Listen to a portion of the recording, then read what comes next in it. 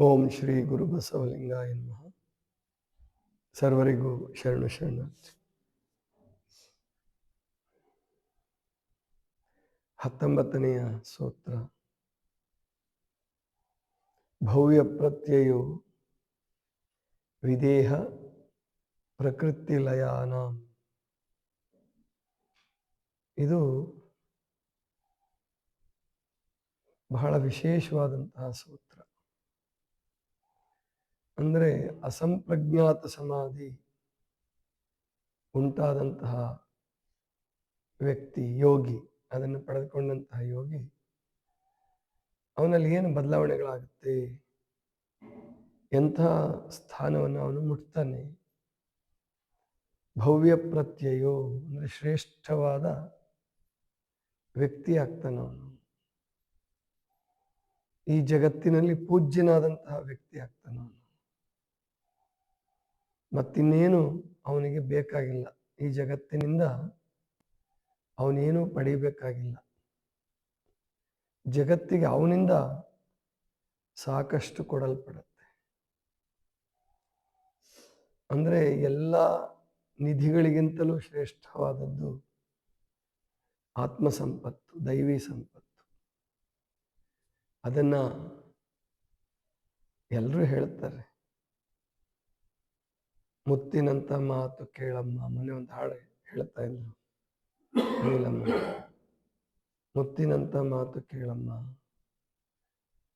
ಗುರುವಿಗೆ ನೀ ಶರಣಾಗಮ್ಮ, ರತ್ನದ ನಿಧಿಯೊಳಗುಂಟಮ್ಮ, ಮುಚ್ಚಿಕೊಂಡಿವೆ 7 ಪದರಮ್ಮ. ಅಂದ್ರೆ 7 ಪದರಗಳು, ಸಪ್ತ ಧಾತುಗಳು ಆ ರತ್ನವನ್ನು ಮುಚ್ಚಿದವೆ. ಮುಚ್ಚಿದವೆ ಅಂತಂದ್ರೆ ಅದರ ಅರ್ಥ ಅವು ರತ್ನಕ್ಕೆ ವಿರುದ್ಧವಾದವು ಅಲ್ಲ. ರತ್ನದಿಂದಲೇ ತಯಾರಾದಂತಹ ಅವು ಕೂಡ ರತ್ನಗಳೇ. ಆದರೆ ಪರಮಾತ್ಮ ಅವುಗಳು ರತ್ನಗಳು ಅನ್ನುವಂಥ ಅರಿವನ್ನು ನಮಗೆ ಕೊಟ್ಟಿಲ್ಲ. ರಸ, ರಕ್ತ, ಮಾಂಸ, ಮೇಧಸ್ಸು, ಅಸ್ಥಿ, ಮಜ್ಜೆ, ಶುಕ್ಲ, ಇವೆಲ್ಲ ಏನಿದಾವಲ್ಲ, ಇವೆಲ್ಲವೂ ರತ್ನಗಳೇ, ಸಪ್ತಧಾತುಗಳು.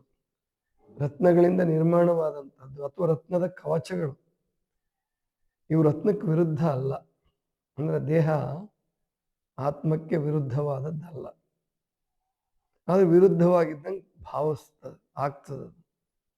ನಮಗೆ ನಿಮಗೆ ಅಲ್ಲ, ಎಂತೆಂಥ ದೊಡ್ಡವ್ರಿಗೂ ಕೂಡ ಹಾಗನ್ಸಿದೆ. ದೇಹ ಅನ್ನುವಂಥದ್ದು ಆತ್ಮದ ವೈರಿ ಇಲ್ಲ. ಆತ್ಮ ದೇಹ ಇಲ್ಲದೆ ಹೋದ್ರೆ ಆತ್ಮಕ್ಕೆ ಅಸ್ತಿತ್ವವೇ ಇಲ್ಲ. ಇಲ್ಲಿ ದೇಹ ಗುಣಗಳನ್ನು ಗೆದ್ದು ಚಿತ್ತವೃತ್ತಿಗಳನ್ನ ನಿರೋಧಿಸಿ ಏಕಾಗ್ರತೆಯನ್ನು ಪಡೆದುಕೊಂಡು ಸಮಾಧಿ ಸ್ಥಿತಿಯನ್ನ ಗಳಿಸುವ ಮನುಷ್ಯ ಅವನು ಯೋಗಿ ಆಗ್ತಾನೆ. ಅವನು ಭವ್ಯ ಪ್ರತ್ಯಯನಾಗ್ತಾನೆ. ಭವ್ಯ ಅಂದ್ರೆ ವಿಶೇಷ, ದೊಡ್ಡದು. ಪಾರ್ವತಿಗೆ ಇನ್ನೊಂದು ಹೆಸರು ಭವ್ಯ ಅಂತ ಇದೆ. ಭವ್ಯ ಅಂತ ಹೆಣ್ಮಕ್ಳಿಗೆ ಹೆಸರು ಇಡ್ತಾರೆ. ಭವ್ಯ ಪ್ರತ್ಯಯೋ, ಪ್ರತ್ಯಯ ಅಂದ್ರೆ ಕಾರಣ ಅಂತ ಅರ್ಥ ಕೊಟ್ಟಿದ್ದಾರೆ ಸಂಸ್ಕೃತದಲ್ಲಿ. ಭವ್ಯತೆಗೆ ಕಾರಣವಾಗುತ್ತೆ ಯಾವುದು? ಅಸಂಪ್ರಜ್ಞಾತ ಸಮಾಧಿ. ಅವಾಗ ಅವನೇನಾಗ್ತಾನೆ? ವಿದೇಹನಾಗ್ತಾನೆ.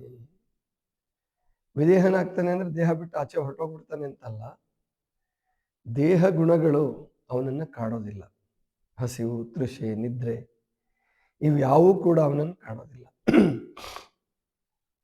ಅಷ್ಟೇ ಅಲ್ಲ, ದೇಹವೇ ದೇವಾಲಯವಾಗುತ್ತೆ ಅವನಿಗೆ.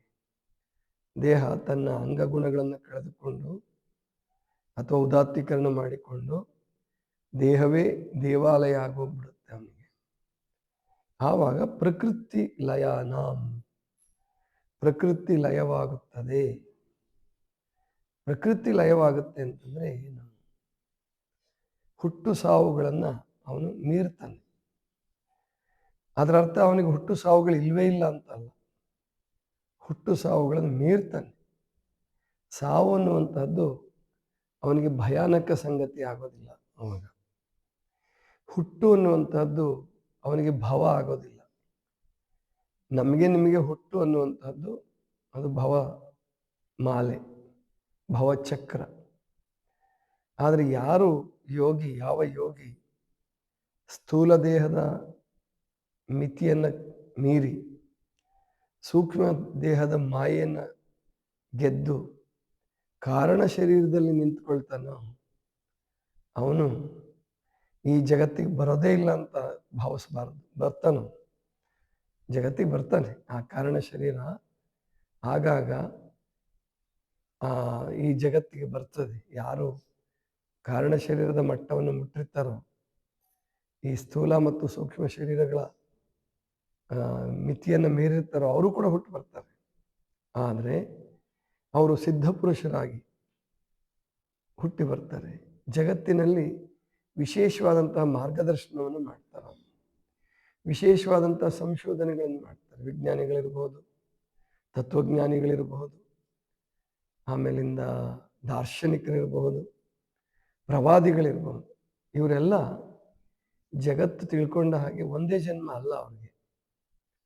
ಸಾಮಾನ್ಯ ಅವರೆಲ್ಲ ಒಂದೇ ಜನ್ಮದವರು ಅಂತ ತಿಳ್ಕೊಂಡ್ಬಿಟ್ಟಿರ್ತೀವಿ ನಾವು. ಒಂದೇ ಜನ್ಮ ಅಲ್ಲ ಅವರಿಗೆ.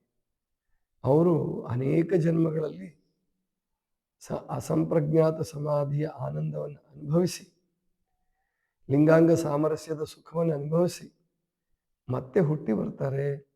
ಆದರೆ ಅವರಿಗೆ ಭವಚಕ್ರ ಹಿಂಸಾದಾಯಕವಾಗಿರಲ್ಲ.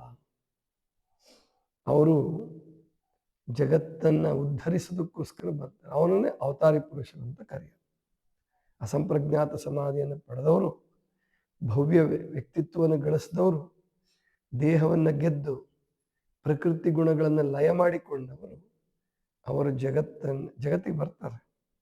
ಸರ್ವಜ್ಞನು ಹೇಳ್ತಾನೆ, ಅದನ್ನು ಬಹಳ ಚೆನ್ನಾಗಿ ಹೇಳ್ತಾನೆ. ಸುಧಿಯ ಸುಧೆಯನ್ನು ಸವಿದು ಮುದದಿ ಮಂತ್ರವ ನೆನೆದು ಉದಯರಾಗದಳು ನಿಂದಿರ್ದ ಶಿವಯೋಗಿ ನಿಧಿ ಪುರುಷ ಕಾಣೋ ಸರ್ವಜ್ಞ. ಅಂದ್ರೇನು? ಸುಧೆಯನ್ನು ಸುಧಿ ಅಂದರೆ ಸಮಾಧಿ ಅಂತ ಅರ್ಥ. ಧಿ ಅಂದರೆ ಬುದ್ಧಿ, ಸು ಅಂದರೆ ವಿಶೇಷವಾದಂಥ, ಒಳ್ಳೆಯದಾದಂಥ, ಉತ್ತಮವಾದಂಥ ಸುಧಿಯ ಸುಧೆ. ಸುಧೆ ಅಂದರೆ ಅಮೃತ. ಆ ಸಮಾಧಿಯ ಅಮೃತವನ್ನು ಸವಿದು ಮುದದಿ ಮಂತ್ರವ ನೆನೆದು ಪರಮಾತ್ಮನನ್ನ ನೆನೆಸಿ ಮನಸ್ಸಿನ ಗುಣಗಳನ್ನು ಗೆದ್ದಂತಹ, ಮನಸ್ಸಿನ ಉಪಟಳ ಇಲ್ಲದ ಇರುವಂತಹ ಶಿವಯೋಗಿ ಅವನೇ ನಿಧಿ ಪುರುಷ, ಅವನೇ ನಿಜವಾದ ಶ್ರೀಮಂತ ಜಗತ್ತಿಗೆ. ಅಂತಹ ದೊಡ್ಡ ದೊಡ್ಡ ಕೋಟ್ಯಾಧೀಶರೆಲ್ಲ ಅವನಿಗೆ ಬಂದಿಲ್ಲಿ ಶರಣಾಗ್ತಿರ್ತಾರೆ. ಏನಕ್ಕೆ ಅಂತಂದರೆ ಅವನಿಂದ ಆತ್ಮಶಕ್ತಿಯನ್ನು ಪಡ್ಕೊಳ್ತಾರೆ.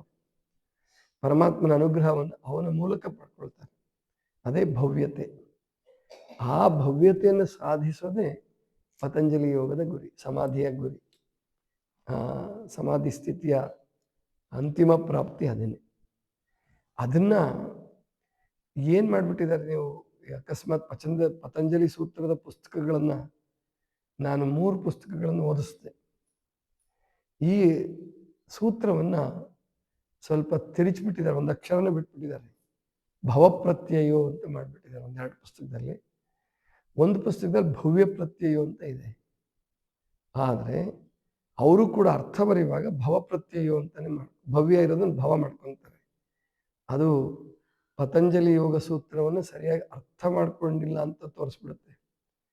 ಒಂದು ಅಕ್ಷರ ಬಿಟ್ಬಿಟ್ರೆ ಅದರ ಸೂತ್ರದ ಮೂಲ ಆಶಯವೇ ಕೆಟ್ಟು ಹೋಗ್ಬಿಡುತ್ತೆ. ಸಂಪ್ರಜ್ಞಾತ ಸಮಾಧಿಯನ್ನು ಪಡೆದವನಿರಲಿ, ಏಕಾಗ್ರತೆಯನ್ನು ಪಡ್ಕೊಂಡವನೇ ಈ ಜಗತ್ತಿನಲ್ಲಿ ಸುಖಿ. ಏಕಾಗ್ರ ಜೀವಿ ಇರ್ತಾನಲ್ಲ, ಏಕಾಗ್ರತೆಯನ್ನು ಪಡ್ಕೊಂಡು ಒಬ್ಬ ಒಳ್ಳೆ ಪ್ರೊಫೆಸರ್ ಆಗ್ತಾನೆ, ಒಬ್ಬ ಒಳ್ಳೆ ವಿಜ್ಞಾನಿ ಆಗ್ತಾನೆ, ಒಬ್ಬ ಒಳ್ಳೆ ಆಡಳಿತಗಾರ ಆಗ್ತಾನೆ. ಏಕಾಗ್ರತೆಯನ್ನು ಪಡೆದುಕೊಂಡವನೇ ಅದ್ಭುತವಾದ ಸಾಧನೆ ಮಾಡ್ತಾನೆ. ಇನ್ನು ಅದಕ್ಕಿಂತ ಶ್ರೇಷ್ಠವಾದದ್ದು ಸಂಪ್ರಜ್ಞಾತ ಸಮಾಧಿ. ಅಂದರೆ ವಿಜ್ಞಾನಿಗಳು, ಶ್ರೇಷ್ಠ ವಿಜ್ಞಾನಿಗಳು, ಆಲ್ಬರ್ಟ್ ಐನ್ಸ್ಟೀನ್ ಅಂತವರು, ವಿಶ್ವೇಶ್ವರಯ್ಯನಂತವರು, ಅವರೆಲ್ಲ ಸಂಪ್ರಜ್ಞಾತ ಸಮಾಧಿಯಲ್ಲಿ ಜೀವನ ಮಾಡಿದಂಥವ್ರು. ನ್ಯೂಟನ್, ಗೆಲಿಲಿಯೋ ಇವರೆಲ್ಲ. ಅದಕ್ಕೆ ಅವ್ರು ಯಾಕೆ ಅವರನ್ನು ಭವ ಕಾಡೋದಿಲ್ಲ, ದುಶ್ಚಟಗಳಿಗೆ ಬೀಳಲ್ಲ ಅವರು. ಸಾಮಾನ್ಯವಾಗಿ ವಿಜ್ಞಾನಿಗಳು ದುಶ್ಚಟಗಳಿಗೆ ಬೀಳಲ್ಲ, ಸ್ವಲ್ಪ ವಿಶೇಷ ಇರ್ತಾರೆ ಅವರು, ವಿಶೇಷವಾಗಿ ಬದುಕ್ತಾರೆ. ಆದರೆ ದುಶ್ಚಟಗಳಿರಲ್ಲ ಅವರಿಗೆ. ಮತ್ತು ಮೋಸಗಾರರಲ್ಲ, ಭ್ರಷ್ಟಾಚಾರಿಗಳಲ್ಲ, ಕೊಲೆಗಡಕರಲ್ಲ. ಅವರು ಅವ್ರಿಗೆ ನುಕ್ಸಾನ ಆದರೂ ಕೂಡ, ಅವ್ರಿಗೆ ಜಗತ್ತು ತೊಂದರೆ ಕೊಟ್ಟರು ಜಗತ್ತಿಗೆ ಅವ್ರು ತೊಂದರೆ ಕೊಡೋದಿಲ್ಲ. ಅವರ ಸಂಪ್ರಜ್ಞಾತ ಸಮಾಧಿಯನ್ನು ಪಡೆದಂಥವ್ರು, ಅಸಂಪ್ರಜ್ಞಾತ ಸ್ಥಿತಿಯನ್ನು ಪಡೆದಂಥವ್ರು. ಅವರು ಬಾಲ್ಯಲಮಾಂತ ಶಿವಯೋಗಿಗಳು, ಅಥಣಿ ಶಿವಯೋಗಿಗಳು ನಮ್ಮ ಕರ್ನಾಟಕದಲ್ಲಿ ಆಗೋದಾದರೆ, ಬೇರೆ ಸಂತರಲ್ಲೂ, ಸೂಫಿ ಸಂತರಲ್ಲೂ ಅನೇಕ ಜನ ಇರ್ಬೋದು ಅಸಂಪ್ರಜ್ಞಾತ ಸಮಾಧಿಯನ್ನು ಪಡೆದಂಥವ್ರು. ಹಾಗೆ ಆಮೇಲೆ ಬೇರೆ ಬೇರೆ ಕೆಲವರು ಗೊತ್ತೇ ಆಗಲ್ಲ, ಅವ್ರು ಯಾರಿಗೂ ಪರಿಚಯನೇ ಆಗಲ್ಲ. ಅಂಥವರು ಅಸಂಪ್ರಜ್ಞಾತ ಸಮಾಧಿಯನ್ನು ಪಡೆದುಕೊಂಡು ಒಬ್ಬ ಶಿಷ್ಯನನ್ನು 16 ಜನ ಶಿಷ್ಯನಿಗೂ ಅನುಗ್ರಹ ಮಾಡಿ ಅವರು ಜನ್ಮ ಮುಗಿಸ್ಬಿಡ್ತಾರೆ. ಮತ್ತೆ ಹುಟ್ಟಿ ಬರ್ತಾರೆ ಅಂತಲೂ ಹೇಳೋಕ್ಕಾಗಲ್ಲ. ಮತ್ತೆ ಹುಟ್ಟಿ ಬರುವವರು ಯಾರಪ್ಪ ಅಂದರೆ, ಆ ಅಸಂಪ್ರಜ್ಞಾತ ಸ್ಥಿತಿಯನ್ನು ಪಡ್ಕೊಂಡ ಮೇಲೂ ಕೂಡ, ಅಸಂಪ್ರಜ್ಞಾತ ಸಮಾಧಿಯನ್ನು ಪಡ್ಕೊಂಡ ಮೇಲೂ ಕೂಡ ಜಗತ್ತು ಉದ್ಧಾರ ಮಾಡಬೇಕು ಅಂತ ಅವ್ರಿಗೆ ಅಪೇಕ್ಷೆ ಇರುತ್ತೆ. ಅವ್ರು ದೇವರಲ್ಲಿ ಪ್ರಾರ್ಥನೆ ಮಾಡ್ತಿರ್ತಾರೆ, ಈ ಜಗತ್ತು ಒಳ್ಳೆಯದಾಗಲಿ, ನನ್ನನ್ನು ಈ ಜಗತ್ತಿನ ಕಾರಣಕ್ಕಾಗಿ ನೀನು ಕಳಿಸ್ಕೊಡು ಅಂತ ಪ್ರಾರ್ಥನೆ ಕೂಡ ಅವ್ರು ಮಾಡ್ಬೋದು. ಅವರು ಪ್ರಕೃತಿ ಲಯ ಮಾಡಿಕೊಂಡು ದೇಹ ಭಾವವನ್ನು ಮೀರಿ ಈ ಜಗತ್ತಿನಲ್ಲಿ ಹುಟ್ಟುತ್ತಾನೆ. ಅಂತಹ ಸಿದ್ಧ ಪುರುಷ ಅಥವಾ ಅಂತಹ ಅನುಗ್ರಹಿತ ಮಗುವಾಗಿ, ಅನುಗ್ರಹಿತ ಆತ್ಮಗಳಾಗಿ ಅವರು ಹುಟ್ಟಿ ಬರ್ತಾರೆ. ಅವರೇ ಭವ್ಯ ಪ್ರತ್ಯಯೋ ವಿದೇಹ ಪ್ರಕೃತಿ ಲಯಾನಾಂ. ಪ್ರಕೃತಿಯನ್ನು ಲಯ ಮಾಡಿಕೊಂಡು ವಿದೇಹ ಅಂದರೆ ದೇಹ ಗುಣಗಳನ್ನು ಮೀರಿ ಅವರು ಭವ್ಯರಾಗಿ ಬರ್ತಾರೆ, ದಿವ್ಯರಾಗಿ ಬಾಳ್ತಾರೆ. ಅವರು ಏನು ನಮ್ಮ ಉರಿಲಿಂಗ ದೇವರು ಒಂದು ವಚನದಾಗ ಹೇಳ್ತಾರೆ, ಲೋಕದಂತೆ ಬಾರರು, ಲೋಕದಂತೆ ಇರರು, ಲೋಕದಂತೆ ಹೋಗರು ನೋಡಯ್ಯ, ಜ್ಞಾನದಂತೆ ಬಪ್ಪರು, ಮುಕ್ತಿಯಂತೆ ಇಪ್ಪರು. ಇನ್ನೊಂದು ಪದ ಬರ್ತದೆ, ಶರಣರು ವಿಶೇಷವಾಗಿ ಬರ್ತಾರೆ, ಜ್ಞಾನದಂತೆ ಇಪ್ಪರು, ಮುಕ್ತಿಯಂತೆ ಪೋಪರು. ಮುಕ್ತಿಯನ್ನು ಪಡೆದುಕೊಂಡು ಹೋಗ್ತಾರೆ ಅವರು, ಮತ್ತೆ ಮತ್ತೆ ಭಾವಕ್ಕೆ ಸಿಲ್ಕೋದಿಲ್ಲ. ಆದರೆ ಸಿಲ್ಕೋದೇ ಇಲ್ಲ ಅಂತಲ್ಲ. ಈಗ ನೀವು ಸಾಮಾನ್ಯ ಜನರು ತೀರ್ಕೊಂಡು ಕೂಡಲೇ ಮತ್ತೆ ಇನ್ನೊಂದು ಗರ್ಭದಲ್ಲಿ ಹುಟ್ಟು ಬರಬೇಕಾಗತ್ತೆ, ನಮಗೆ ಗೊತ್ತಿರಲಿಕ್ಕಿಲ್ಲ ಅಷ್ಟೇ.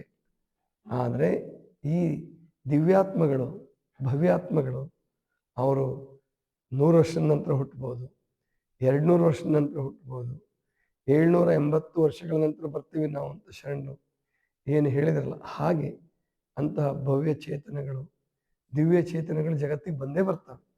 ಅವ್ರು ಬಂದ್ರೇ ಜಗತ್ತು ಚೆನ್ನಾಗಿ ಬದುಕೋದು. ಇಲ್ಲದೇ ಇದ್ದರೆ ಈ ಜಗತ್ತು ಇಷ್ಟೊತ್ತಿಗೆ ಈಗಾಗಲೇ ನರಕ ಆಗ್ಬಿಟ್ಟಿದ್ದು ಅನ್ನಿಸ್ಬೋದು ಕೆಲವ್ರಿಗೆ. ಆದರೆ ಯಾವಾಗ ನರಕವನ್ನು ಸ್ವರ್ಗ ಮಾಡ್ತಾರೋ ಇಂತಹ ಪುಣ್ಯಾತ್ಮರಿಗೆ ಬಂದು ಹೇಳಲಿಕ್ಕೆ ಬರಲ್ಲ. ಅವರು ಹೋದ ತಕ್ಷಣ ಮತ್ತೆ ಈ ಜಗತ್ತು ಸ್ವರ್ಗ ಇದ್ದಿದ್ದು ನರಕ ಆಗಬಹುದು, ಹೇಳಕ್ಕೆ ಬರಲ್ಲ. ಆದರೆ ಇಂತಹ ಭವ್ಯಾತ್ಮರುಗಳು ಮಾತ್ರ ಅವರು ಬರ್ತಾನೆ ಇರ್ತಾರೆ, ಪ್ರಕೃತಿ ಲಯ ಮಾಡಿ ಅವರು ಬದುಕ್ತಾರೆ, ವಿಶೇಷವಾದ ಮಾರ್ಗವನ್ನು ಅನೇಕ ಜನರಿಗೆ ತೋರಿಸ್ತಾರೆ. ಇದಿಷ್ಟು ಇವತ್ತಿನ ಚಿಂತನ. ಸರ್ವರಿಗೂ ಶರಣ ಶರಣ.